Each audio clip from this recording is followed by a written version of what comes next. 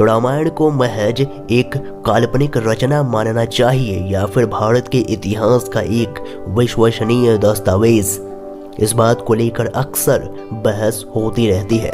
जहां आधुनिक इतिहासकार इसे इतिहास के विश्वसनीय दस्तावेज के तौर पर स्वीकार करने से इनकार करते हैं, वहीं कई धर्मावलंबियों का यह अटल विश्वास है कि रामायण में वर्णित कथाएं वास्तविक में घटी थी। हम यहाँ इस विवाद के ऊपर कोई निर्णय तो नहीं कर सकते, लेकिन ऐसे कुछ अटल साक्ष्य प्रस्तुत कर रहे हैं जिन्हें जानकर आप खुद इस निर्णय पर पहुंच सकते हैं कि इतिहास के तराजू में रामायण को आप महज एक काल्पनिक साहित्यिक रचना कहकर खारिज नहीं कर सकते। नमस्कार दोस्तों, आज हम आपको इस वीडियो में रामायण से जुड़ी 10 ऐसे जिंदा सबूतों के बारे में बताने जा रहे हैं जिसे जानने के बाद आपको यकीन हो जाएगा कि रामायण एक सच्ची घटना है। तो इस वीडियो को अंत तक देखिएगा। वीडियो शुरू करने से पहले अगर आप हमारे चैनल भक्ति इनसाइड पर नए हैं तो जल्दी से चैनल को सब्सक्राइब कर लीजिए और बेल आइकन क्लिक कर लीजिए ताकि हम आगे कोई भी वीडियो डालें उसका सबसे पहले नोटिफिकेशन आपके फ़ोन पर आ जाएगा। तो आइए, अब आपने सब्सक्राइब कर ही लिया है तो वीडियो शुरू करते हैं।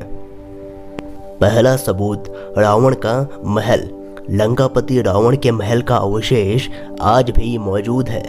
यह वही महल है जिसे पवन पुत्र हनुमान ने लंका के साथ जला दिया था। रामायण में लंका दहन को रावण के विरुद्ध राम की पहली रणनीतिक जीत माना जा सकता है, क्योंकि महाबली हनुमान के इस कौशल से वहां के सभी निवासी भयभीत होकर कहने लगे कि जब सेवक इतना शक्तिशाली है तो स्वामी कितना ताकतवर होगा। दूसरा सबूत, सुग्रीव की गुफा। बाली के डर से सुग्रीव जिस गुफा में ठहरे थे वह गुफा आज भी मौजूद है। इस कंदरा में सुग्रीव बाली के डर से छुपे थे। रामायण की एक कहानी के अनुसार वानरराज बाली ने दुंदुभी नामक राक्षस को मारकर उसका शरीर कुछ योजन दूर फेंक दिया। हवा में उड़ते हुए दुंदुभी के रक्त की कुछ बूंदें मातंग ऋषि के आश्रम में गिर गई। ऋषि ने अपने तपोवन से जान लिया कि यह करतूत किसकी है। क्रोध ऋषि ने बाली को शाप दिया कि यदि वह कभी भी दृश्यमुख पर्वत के एक योजन क्षेत्र में आएगा तो उसकी मृत्यु हो जाएगी।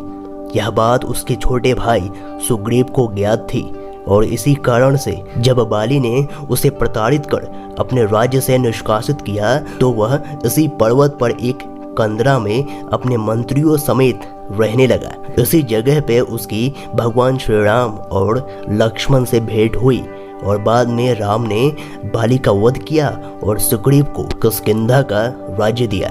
तीसरा सबूत, राम सेतु। राम सेतु जिसे अंग्रेजी में एडम्स ब्रिज भी कहा जाता है, भारत के दक्षिण पूर्वी तट के किनारे रामेश्वरम द्वीप तथा श्रीलंका के उत्तरी पश्चिमी तट पर मन्नार द्वीप के मध्य चूना पत्थर से बनी एक श्रृंखला है।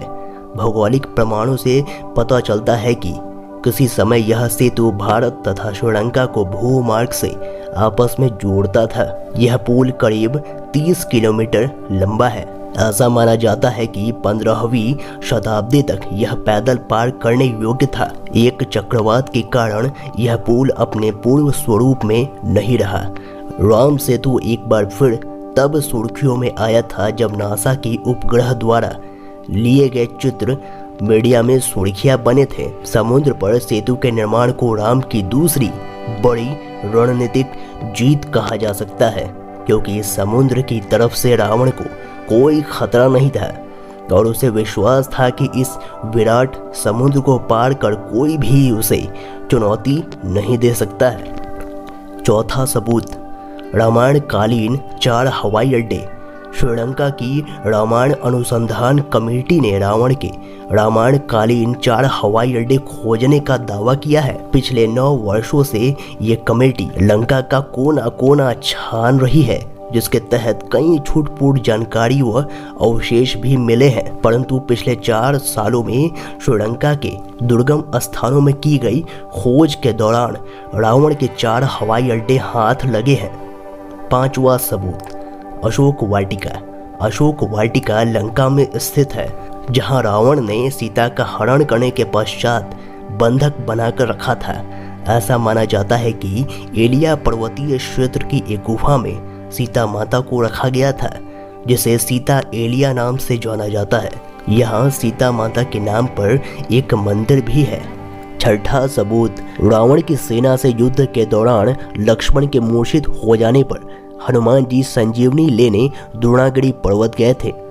जड़ी बूटी की पहचान न होने के कारण वे पूरा पर्वत ले आए थे। युद्ध के बाद उन्होंने द्रोणागिरी को वापस अपनी जगह पहुंचा दिया। पर्वत पर आज भी वो निशान मौजूद है जहां से हनुमान जी ने उसे तोड़ा था।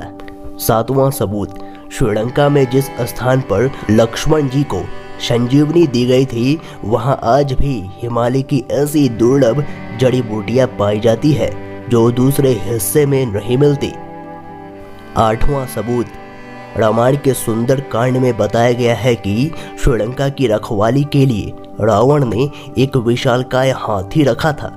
हनुमान जी ने इसे धराशायी किया था। पुरातात्विक विभाग को श्रीलंका में ऐसे हाथियों के अवशेष मिले हैं जिनका आकार आम हाथियों से बहुत ज्यादा था। नौवां सबूत, हनुमान जी के लंका जलाने से रावण डर गया था। दोबारा हमले से बचने के लिए रावण ने सीता जी को अशोक वाटिका से हटाकर कोंडा कट्टू गाला में रखा था। यहाँ पुरातात्विक विभाग को कई गुफा मिली है जो रावण के महल तक जाती है। 10वां और आखिरी सबूत, रामायण ग्रंथ के अनुसार हनुमान जी ने लंका की सोने की नगरी जलाकर स्वाहा कर दी थी। तभी आज भी श्रीलंका में कुछ जगहों की मिट्टी बिल्कुल काली है। रावण ने कोनेश्वर मंदिर के पास गर्म पानी के कुएं बनवाए थे। ये कुएं आज भी वहां मौजूद है और इससे गर्म पानी निरंतर निकलती रहती है। तो देखा दोस्तों, हमने आपको रामायण से जुड़ी 10 ऐसी जिंदा सबूतों के बारे में बता दिया है, जिसके बाद आप खुद निर्णय कर सकते हैं कि रामायण सच्ची घटना है या फिर काल्पनिक। आशा करता हूँ कि ये वीडियो आपको काफ़ी पसंद आया होगा। अगर आपको ये वीडियो पसंद आया तो वीडियो को लाइक करें, कमेंट करें और इस वीडियो को ज़्यादा से ज़्यादा शेयर करें। साथ ही हमारे चैनल भक्ति इनसाइट को भी सब्सक्राइब कर ले, बेल आइकन क्लिक कर ले। तो मिलते हैं अगले वीडियो में, तब तक के लिए अपना ख्याल रखें। धन्यवाद।